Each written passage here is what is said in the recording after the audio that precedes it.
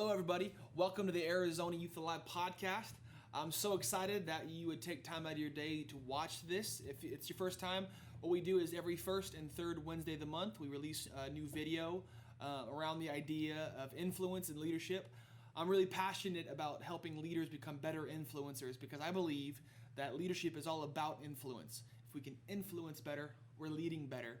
And today we have my good friend Blair Wood, who's a leader at Dream City Church here in Arizona. So I'm excited to have him with us today. So Blair, what's up? What's up, man? Introduce yourself, say a little something about you, and welcome. I'm Blair Wood, and I am the lead youth pastor at Dream City Church. We have 8 campuses now, and Wow. I get to lead all the youth ministries across the board. Where are all the campuses at? So we count our dream centers. So we have 2 dream centers. We have a ministry called Streetlight, which is for underage girls rescued out of human sex trafficking, and then we have a campus in Scottsdale, Arizona, Glendale, Arizona, Phoenix, Arizona, Show Low, Arizona, and then also Omaha, Nebraska. So I was going to ask you, we can do that, we can talk about that later off camera, but I was going to ask how the Omaha one works. It's madness. It's crazy. So. I think Brian was saying it's more of a franchise. Yeah. It's like, that's the only way I know how to explain it. It's a great way to explain it, for sure. Sweet. So, yeah.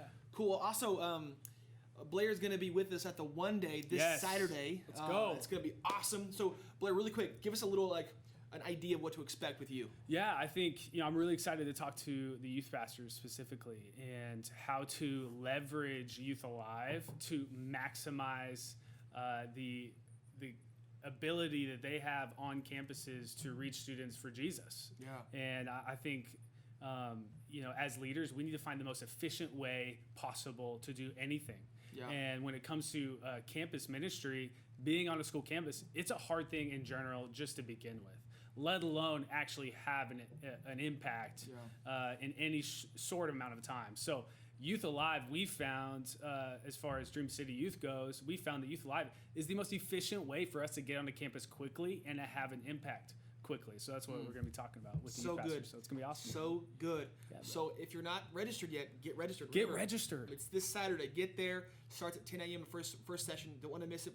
There's a promo video at the very end of this, so get on that. Yes. So my friend, today I wanted to talk with you about Gen Z. So over the past, maybe a year and a half, Gen Z has become more of this ongoing topic here in Arizona. Yeah. And I know you've kind of taken the mantle of resourcing youth pastors here. Yeah.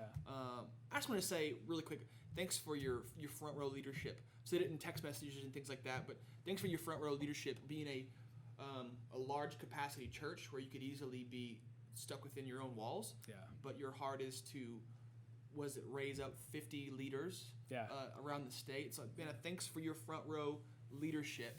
I appreciate that, man. But why don't you give us a quick summarization about what Gen Z is and why it's important? Well, that's a big ask. But Gen Z, man, I've never been more excited about youth ministry than I am right now. And it's because of Gen Z. And, it's so easy to kind of get ourselves in this mindset of millennials, right? Because millennials have been probably the most popular generation that has ever come before. And so everyone's talking about them, and it's usually all negative. And it's easy. I keep hearing leaders and even adults kind of throw Gen Z into that negative connotation that millennials are in. But I have to shake them and be like, no, Gen Z is so exciting. And why is that? It's because they are the most ridiculously different generation that has ever come before. They're unlike millennials, Gen X, baby boomers. I mean, no generation that's come before is like Gen Z in the best way possible. And their work ethic is incredible. They're entrepreneurial. They want to go and do. They don't want to just sit back and listen and be apathetic. They want to make an impact in the world around them. And man, how long when you were a youth pastor, were you waiting for students just to come up to you like, hey, I want to make an impact, right? Yeah. I mean, it's like, yes, we have a generation that wants to do that. That's why I get so fired up about Gen Z, is because we now can do things in youth ministry that we've never been able to do before, because we actually have students that are excited to go do something about all the stuff that's going on around them that's negative. So it's just awesome. I love that your voice when you're just talking, your voice is like this. I mean, the Gen Z, your voice got way louder. Come on, bro. It's because I get pumped about it. Good. Man. It's awesome. I love that. So why is okay? So let's talk about a little bit of the. So if a youth pastor reads iGen or Meet Gen Z, it can easily kind of be discouraging hearing about a little bit how many students have no religious affiliation whatsoever. Yeah. So the rise of the nuns. Yes. People, not N-U-N, but N-O-N-E-S. Yeah, which is a great book as well. Yeah. So how do we look at what is scary and create urgency? Exactly. iGen is definitely more on the secular side. It comes from a secular perspective. Meet Gen Z and Rise of the Nuns definitely come from more of a Christian perspective because of who the author is, James Emery White. But it is easy to read that and be like, oh my gosh, what are we going to do? Like, we are doomed, Yeah. But honestly, dude, like, it's just like anything that we deal with as pastors or as leaders is we have to find hope everywhere we look. In the most hopeless situations, when you're counseling someone and you just, all they're communicating is how hopeless they feel, you help them find hope in their situation. It's the same thing we need to do with Gen Z. The hope is there. The excitement is there. The advantages, they're all there. Yeah. But we have to have our leadership eyes on and look for the hope inside of all those statistics, inside of all these how different Gen Z is and all this stuff. And so that's why I get so fired up about it. It's like, yeah, is there negative sides? Yes. But I would rather take the negative side of Gen Z all day over the negative side of millennials and the generations that come before. Yeah. So, well, I can already tell, just FYI, this is probably going to be longer than 20 minutes today because I feel like this is one of our most broad topics we've addressed so far. But I really do think it's incredibly important when we think about how we're doing youth ministry. Yeah. It's not going to be the same going forward because I know it's kind of a bummer because my job kind of functions around speaking. You know what I mean? Yeah. But this whole idea that students they don't care about my sermons anymore. So I want to talk about a little bit of what are some of the facts about Gen Z. What makes them unique? Let's talk about things like publishing or how Gen Z prefers a hard answer over an easy Bible answer. Yeah, things like that. So sure. Let's talk about the distinctives and the facts about Gen Z. Well, if you want to talk about like what makes them really different, I mean, we can go to another great resource, which I'm about to reference, is the Gen Z research that Barna did. So the Barna Group, if you guys go look up that research study they did on Gen Z, it's incredible. And one of the things they found that really stood out to me as far as what is separating Gen Z from the other generations that have come before is where they find their sense of self from. Millennials, Gen X, baby boomers, when they were polled, they found their sense of self either from their family or from religion. Those are the top two things in every single generation, right? Family or religion. And it went down the list after that. Now, with Gen Z, their sense of self when it comes to family or religion, they don't derive that from their family or religion. That has actually dropped down to number 5 on the list. So family and religion have gone from number 1 and number 2 down to number 5. They're tied for number 5 when it comes to Gen Z. And that is in one generation. That big of a shift happened in one generation. And so we have to look at that. We have to pay attention to that. Yeah. And what are the top 2 now for Gen Z? Number 2, gender and sexuality. Not a shock, right? I mean, it's kind of it's a huge thing in our culture. But I mean, they're literally finding their sense of self from their sexual orientation.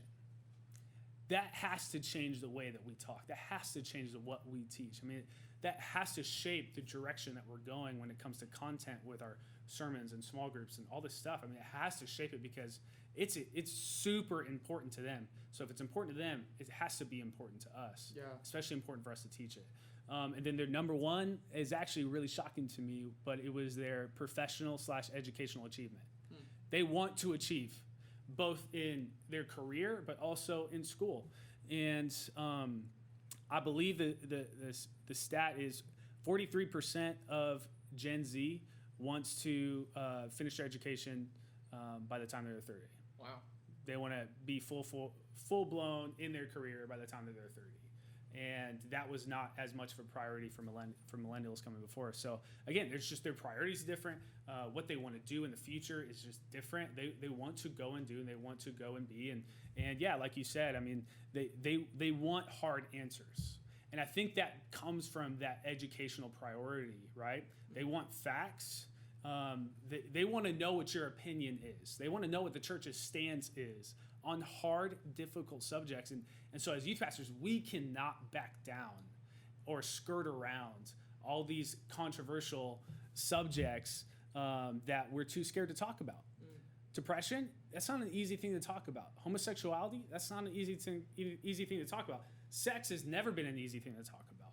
But it's those types of topics, if you go full force at them, along with the approval of your leadership at your church, but if you talk to them about those subjects and you give them hard answers and you reference, the Bible and you teach them why the Bible is true, because that's huge too, you will find that your students will, even if they don't necessarily 100% agree with you, they will appreciate the fact that you've been open and honest and straightforward with them. Yeah.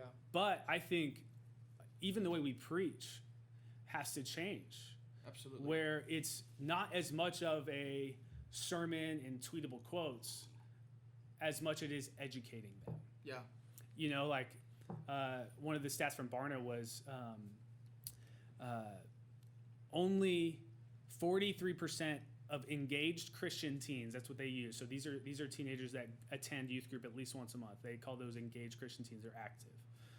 Only 43% believe that the Bible is true in everything that it says. So when I read that, I went into that next service and I'm preaching, and in the back of my mind, I'm thinking, statistically, over 60% of the students that I believe are core kids might not even believe that the Bible that I'm referencing is actually true. Yeah. Bro, that changed the way that I explained scripture, that I set up, about reading the scripture in my sermon. I mean, it's changed everything about the way that I communicate, because I don't want to preach, I want to communicate. Yeah, so we can't go into a message assuming these kids know what we're talking about. No. Yeah. And I mean, it was a couple weeks ago, we did a whole series called The Gospel. And Gen Z was the biggest reason we did this series. It was the origin story of Jesus. Because I had this thought, I was like, man, we talk about Jesus all the time, but do they even know where he came from, right? They might know the Christmas story, right? And he was born in the manger and blah, blah, blah. But do they know his journey to get to the cross and to resurrect from the tomb? Do they know what happened? Probably not. And so, with the mantra that we have with all of our youth pastors is explain everything. Explain everything. Define everything. Do not assume anything, right? That we explain what a Pharisee was, what a disciple is, and I mean, just all these basic things that we need to break it down because they don't know. Yeah. We talk about biblical illiteracy, but we might preach that to our leaders. Yeah, we need to make them more biblically literate, but then we preach and we assume that they know all this stuff, and we use all these churchy words, and we say the word Pharisee and just move on, which what the heck is a Pharisee? So it's we have to define everything because we need to educate as much as we are communicating. So really quick, I think this one's going to merit probably a part 2 eventually. Deal. I'm down, bro. I really do think this is something that needs to be talked about more and more and more and more and more. Because I've had this growing, I don't know if you've ever had this, but I have this growing, genuinely, what could the church look like in 10 years? Yeah. I really feel like for the first time, maybe this is the first time I've noticed it cognitively, but I'm really thinking to myself, I'm sure generations have thought this for years, that we could be just 10 years away from no longer existing. And I feel like now that is actually true. Mm-hmm. So I don't know, man. I think if we don't address this more and more of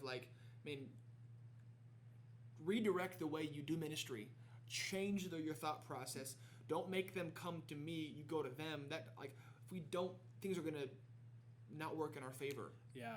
And so one of the things that as a youth pastor, what I always would think about is like, why can't I get kids to do anything? I'd get some like rock stars here and there, but it always seemed like I can't get students to do anything. And but now being in this role for a little over a year now, one of the things that I've seen, which is really encouraging, is that I think sometimes as youth pastors we can kind of not see the forest through the trees, because the day in and day out, and let's get real, students can be draining at times, to say the least. I think sometimes we can think only about the kids that cause us the most stress, if that's the nice way to put it, and forget about like, man, there's these game changers out there that are doing something. But I feel like I'm now in this role. My perspective has changed a little bit. It's almost like I've climbed on top of a ladder, and I'm looking down from the ladder where I used to be on the ground level, and I'm seeing things from almost what it seems like a bird's eye view almost. And I'm seeing there really are students that like they want to do something. For sure. And when we empower them to do it, they will. Yeah. And so that's really encouraging for me. For sure. And I think that should be encouraging for every youth pastor. That I was talking to someone recently that I've learned this over the past almost 2 years now, that you don't have to be a mega church to have an all-star. You could be a mega church and have no all-stars. Yes. And you could be a tiny little church and have an all-star. It just matters on how we empower them. Yes. So one of the things that we'll talk about, and I wish she could be here right now, is I wanted to talk about one of your students. Again, we're going to go over, but about Brooke and how you've empowered her and what she's doing on campus, and how you as I don't think I can get away with saying this for you, one of the rock star pastors in the state who has 1,000 directions in 1 week. How are you doing Youth Alive in a way that it's not adding more to your schedule, but instead you're giving it away? Yeah. And how are you creating wins for others that in turn are creating wins for the ministry? Yeah, I think it all stems from my heart in the strategy of the way I do youth ministry is empower people, and if our youth ministry was centered around me, we would have failed a long time ago. And, my goal is to empower everyone around me to do something. And if they're all empowered to do something, then everything's getting done, right? Because everything communicates something. That's one of our mantras, as a staff. It's everything communicates something, right? And that because of that mantra, we need to empower everybody to do something so that everything gets taken care of, right? You might have to rewind that and listen to that a couple times, but it makes sense in my head at least. I like that. But so my goal on a service night is to be able to walk in, hang out with kids, and preach, and everyone else is running everything.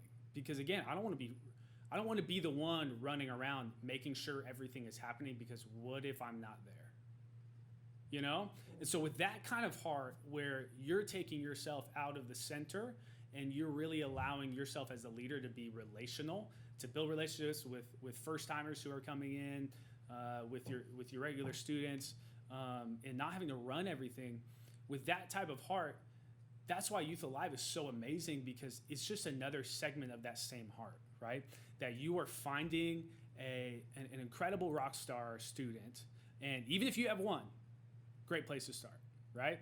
Everybody has at least one. Everyone has one. Everyone has one. And if you don't think you have one, it's because you haven't looked. Or you're small-minded. Or you're small-minded and you're blind because you're doing everything else that you don't have time. So good. To notice that this kid's a rock star in the making, And if I would just invest a little bit of time, then the amount that I could get out of them as far as impact goes is endless. And so, as leaders, it's our responsibility to open up our eyes and to try to find some rock stars that are around you. And they will come out of the woodwork. You might think, oh man, I don't have anyone like that. I don't have anyone like Brooke. Well, you do, I promise you. You just haven't seen them yet. And so, Brooke, her story is incredible. And, the more she grows and the more she's in Youth Alive, the more bold I see her, the closer she's getting to Jesus. But we've also had a couple tough conversations about even beliefs and all that stuff. So when I say a rock star student, I'm not saying that they like have to know everything about the Bible, that they're in complete alignment with your theology, or they know, like we're not worried about that. Are they willing? Mm-hmm. Do they love Jesus, and are they willing? Yeah. Right? And so with Brooke, I mean, she was a self-starter. So I didn't really go chase her down for this. She came to me. It was like, hey, I want to do something on my campus. I want to start a club. Awesome. Sweet. I'm behind you. Now, as a youth pastor, I know I can't go do that, right? I can't go to the principal and be like, hey, we want to start a club and do all this stuff, right? She has to do it. And I was very straightforward, like, hey, you're going to have to lead this. I will support you. I'll bring donuts. I'll bring pizza. I'll speak every once in a while, but this has to be you driven, not me driven. Mm-hmm. And mainly legally. Secondly, I don't have time to do that. But I can put time in on the front end, right? Yeah. To help. And we helped create promo stuff for her. And I mean, that's kind of some of the stuff we can contribute on the front end to like help her promote. But outside of that, I mean, she's the one that did it. Mm-hmm. It's because she was inspired by the Holy Spirit to make an impact in her school. Yeah. And once we started to see her blossom, I mean, she did it. She partnered with a couple students and she started going for it. And before we knew it, she had like 60 kids. Yeah. Every single time they had a meeting, they were having 60 kids. And I went there, I think their third meeting, and that place was packed. Blown away. And it blew my mind to see what Brooke was doing. And, they got up and they said some stuff, and she was kind of, nervous still, but it was so cool. Just the fact that she created a space for kids to have a conversation, space so good. For kids to gather. It was in the creation of the space that the impact was made. So good. It wasn't because they were bringing fire messages. It wasn't the content that they were preaching. It was the fact that they just created a safe space. And she was bold. And her win is your win. Yes, dude. We just had we had an outreach not too long ago, and she brought so many kids from her campus club. Come on. And it wasn't because I was like, Brooke, you got to get your campus club there. Come on. She just wanted to. I walked in at Blitz that night, and I don't remember who told me this. I think it was a student that said it. There's a lot of Horizon kids here tonight. I'm like, let's go. Yeah. Come on. It's because of Brooke. I think they said there was like 9 Horizon kids, maybe more. Yeah. That's incredible. And so, man, I just think sometimes if most, maybe not most, I shouldn't say most. I think sometimes people think, man, to get out there, I got to be doing it. Yes. And no, you don't. Your student is a representation of you. Yeah. If you're discipling them well, they're going to want to. Yes. I don't know how a student cannot know can know Jesus, genuinely know the Jesus, and then not want to do something with it. Yes, absolutely. And I heard Terry Parkman say that. Shout out if you're watching. That'd be cool if he is. But I heard him say that, like, for his students, he views leadership as discipleship. Yes. And like, to me, there's no better way I've learned than by doing. Absolutely. And I might suck, and I do all the time, actually. Yeah. But, like, someone's taken a shot on me when I didn't know what I was doing. Yeah. Like, for instance, Griffin did, like, letting me do this. I have no idea what I'm doing, but, like, because of what he's allowed me to do, one, the district wins as I win. Yes. Griffin wins as I win. Yes. And I've learned, and as I learn, all of the faith steps and learning through it has instilled in me more of a desire to be faith-filled. Absolutely. Faith-filled. And so, I just think youth pastors, and you're an example of this, that even though you may not have time, like some do. Some do have all the time in the world, which is awesome. And some don't. Like, but their win is yours. Yes. But anyway, we could go on this one for a long time. One thing I want to hit on real quick, because I think this is important for youth pastors. The culture that we want to create at Dream City Youth is, if you get approached and asked to lead a campus club at your school, we want that to be like, oh my gosh, you picked me. We want that type of culture. You know what I mean? Yeah. And so how do we do that? Well, we champion the ones that we already have. We've brought Brooke on stage and just like cheered her on and made a big deal about what she's doing multiple times, because what you celebrate gets repeated. Yeah. Right? So good. And so, there's been a couple of students I'm working on for the fall. It's like, I want you to lead a campus club at your school.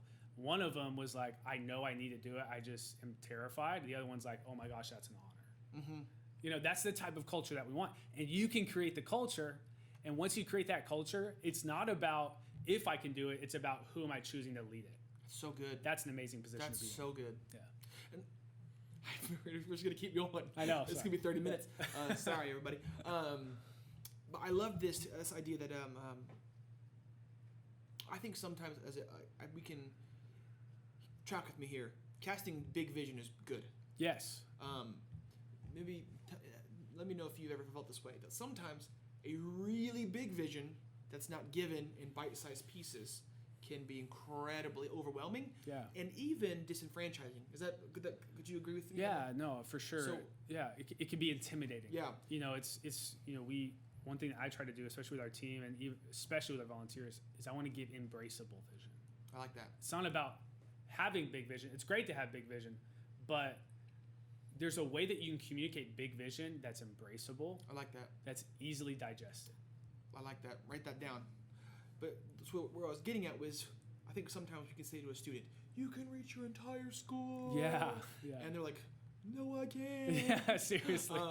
And because we do that sometimes, I think students underestimate and undervalue the impact they can have. For sure. And so you look at, we've had a middle school club last year. They averaged 11 kids. Yeah. Which, for a 7th grader, bro. That's amazing. Like, come on. I think we do a disservice when we say, like, my youth group only had 30 kids. Like, what are you teaching your students? No joke. You're teaching your students that only big is worthy of God's. Yeah.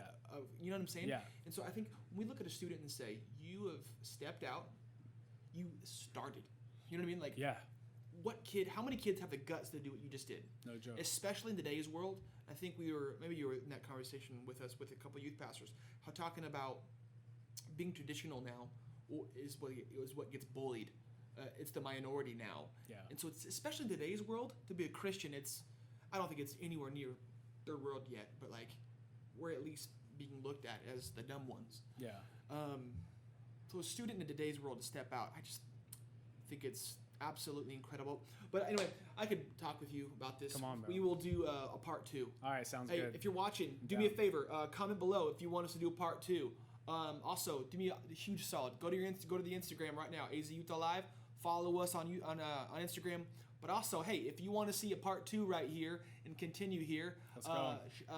Tag us in a post, do a story, say, hey, yes, do a part 2, and we'll make it happen. If we can get how many votes before we do a part 2? Oh man, if we can get 25 votes. Let's go. 25. Let's go. If you want a part 2, Dream City Youth Kids, if you're watching, you better vote. Come on. Let's go. All right, really quick, tell the camera here where to follow you. You follow me on Instagram, at Blairwood, BLAREWOOD. Love to connect with you. Also, man, if you are in high school right now, and I hope it's okay that I'm doing this, but you kind of gave me the freedom. Absolutely. So, but if you're in high school right now and you feel a call to ministry, maybe you're doing a Youth Alive Club right now and you feel like, man, this is what I'm supposed to do with the rest of my life. I want to be in ministry. I want to impact people. Dream City College would be an incredible place for you to land at. And we are about to start our fall semester, but it's not too late to sign up for session B in the fall or even in the spring if you just graduated. But if you want more information, go to dreamcitycollege.com or go follow on Instagram at Dream City College. So we'd love for you to be a part. We make a huge impact in our community through the Dream Center, and so if that interests you, yes. We got youth practicum, we got worship, and we do it on multiple campuses, multiple different demographics. So it'd be a really cool thing for you to be a part of if you feel called to ministry. So go check it out. If you have any questions, DM me or DM the Dream City College page. So yeah, and we'll put the link in the description as well. This Saturday at the One Day, Blair will be there. Yeah. One of our communicators, and Dream City College is doing worship. Let's go. So a lot of people to meet. It's be fantastic. Yeah. So be there. Stick around for the promo after this. We love you. So grateful for you. Let's reach every student, every school.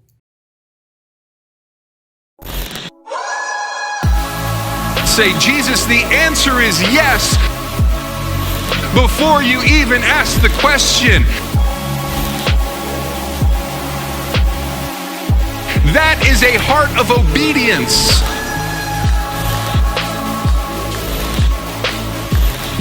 is a heart of willingness to trust that God has a better plan than anything you can ask or imagine.